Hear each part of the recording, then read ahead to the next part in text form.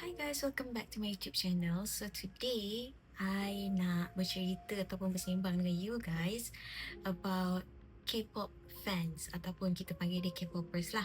Tapi aku tak nak bercakap benda yang basic. Aku nak cakap benda yang deep sikit, which is dari segi psychology dan sebagainya lah. So disclaimer, please be open-minded, okay? And I hope this video can be educational for certain people yang tak faham apa yang berlaku dalam kepala otak seorang K-pop fans lah, okay? Tapi sebelum itu, aku nak explain beberapa jenis K-pop fans ni, okay?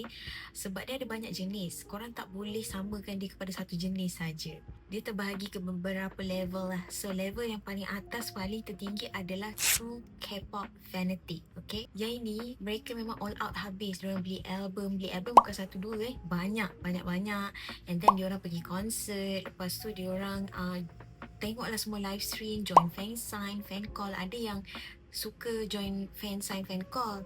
Ada yang tak suka join benda-benda tu, just go to concert sahaja. For them, this is like a pelaburan for their happiness lah. The second level is the supporter. Yang ini, they enjoy the music, they support the group. Mungkin dia beli album, mungkin dia tak beli album, tapi diorang tak sampai tahap nak pergi konsert ataupun join fansign ataupun fan call lah.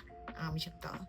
And then the third level is just the music lover. Diorang ni hanya suka dengar music sahaja. Diorang tak beli merch, diorang tak join fandom. Maksudnya diorang support the group, but diorang tak macam gila-gila pun tak, okay kita kena stream ni, bla bla bla. Macam tu lah lebih kurang. And lagu K-pop always ada dalam diorang punya playlist lah.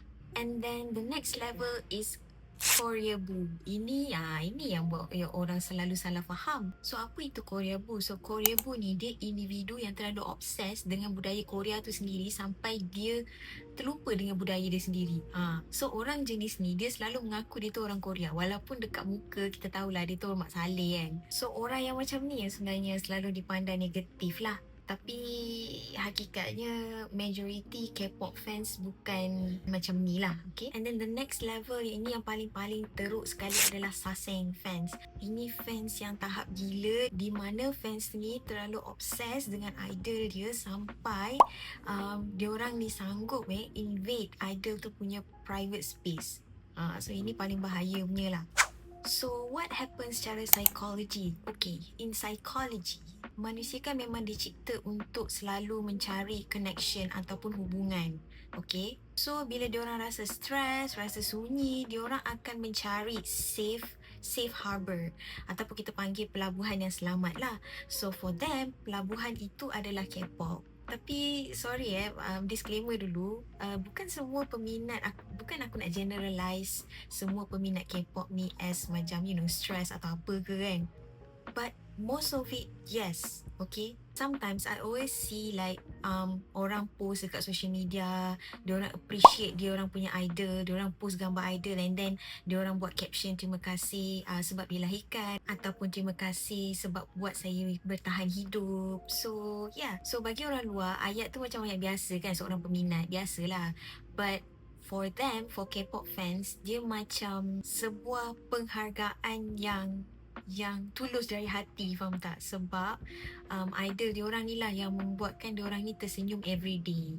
Ada juga yang panggil relationship ni as a parasocial relationship, which is ia adalah satu hubungan, satu hala yang beri seseorang tu keselesaan tanpa perlu rasa takut akan rejection. Walaupun some people thought macam benda ni like delusional kan, but pakar psikologi see this as a cara untuk berdepan dengan isolasi sosial. So I'm not saying that K-pop fans ada sakit mental ke apa, tak, okay.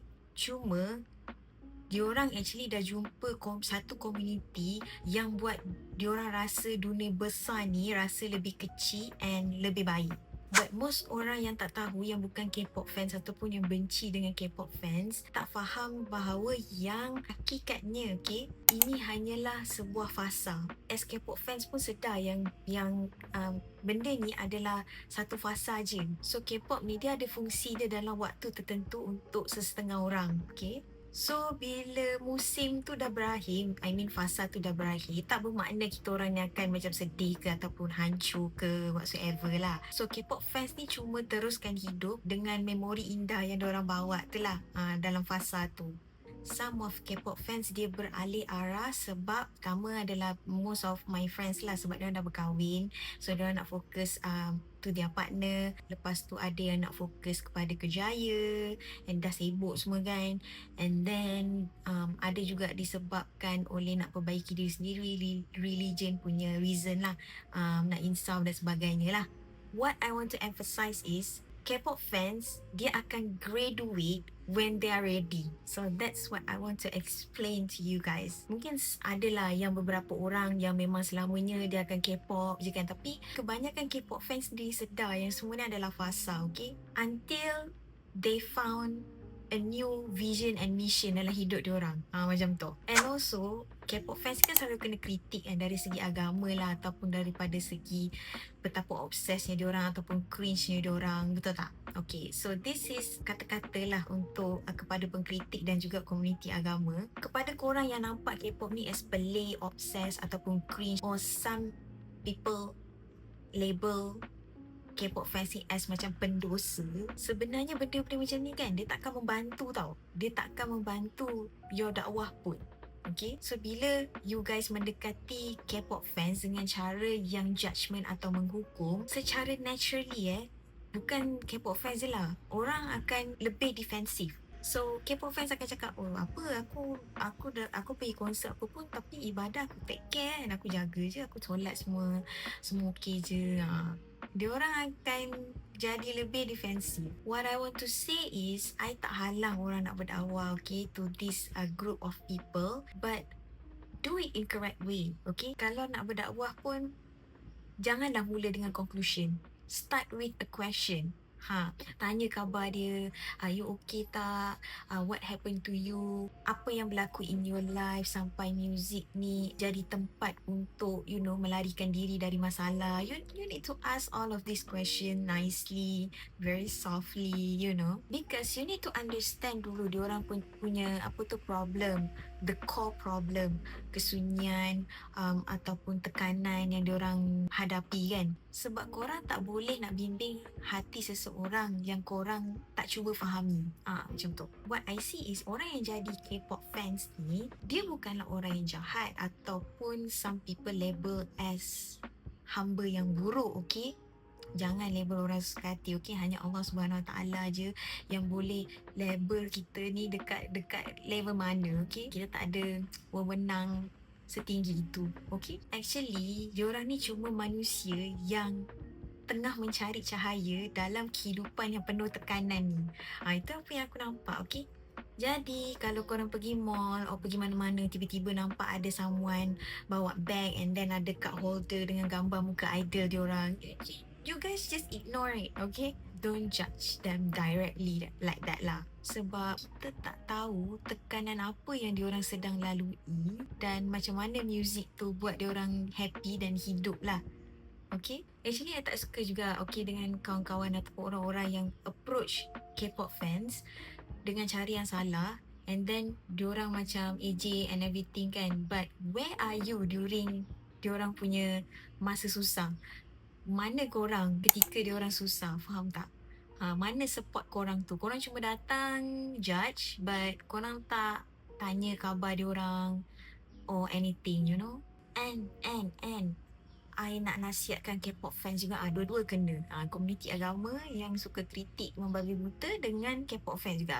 Ni pun aku nak kritik sikit. Bukan nak kritik dah, just bagi nasihat je lah. Untuk semua K-pop fans kat luar sana, janganlah takut ataupun be too defensive untuk mendengar dakwah, okay? Sebab ada orang-orang dalam komuniti agama ni, walaupun tak banyak, yang jenis dia tak judge directly, okay? Ada orang yang dia orang approach dengan cara yang betul, and I've met these people, okay?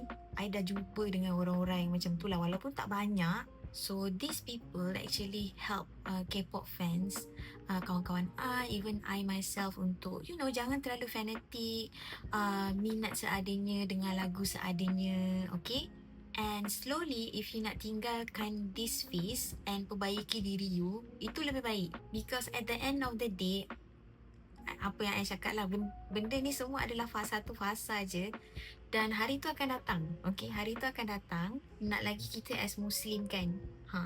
I think both people inside the community agama and K-pop fans need to do a lot of discussion together to make this world a better place without, discriminating each other. So that's all for today. I hope that this video can help people to understand and educate orang kat luar sana tentang apa yang berlaku tentang kehidupan seorang K-pop fans di belakang tabir. Sebab most people hanya, judge orang berdasarkan apa yang diorang post dekat tweet ataupun bila diorang post fan cam ke, so some people judge them, oh diorang ni cringe-nya, blah blah blah, obsessed-nya, blah blah blah blah kan. So I just want to give you guys some insights apa yang berlaku on their minds. Some people yang kat luar sana cakap fasa ni adalah fasa yang memalukan, but for the fans, K-pop ni dia macam kawan yang menemani ketika rasa sunyi itulah. So to K-pop fans kan, biarlah fasa ini menjadi memori indah untuk korang mematangkan diri, because at the end of the day you guys will move to the next phase and continue your life. So yeah, that's all for today. Aku bukan nak judge siapa-siapa, tapi ni adalah video untuk mengedukasi orang. Mungkin video ni mengedukasi orang yang tak tahu apa yang berlaku kepada K-pop fans ni. So yeah, itu saja untuk video kali ni. Make sure you guys like, comment, share video ni kalau korang suka. Aku tak tahu apa lagi video yang aku nak buat, so korang kalau ada idea, please lah cadangkan dekat komen dekat bawah. Hope you guys enjoy this video and I'll see you guys in my next video. Okay, bye bye.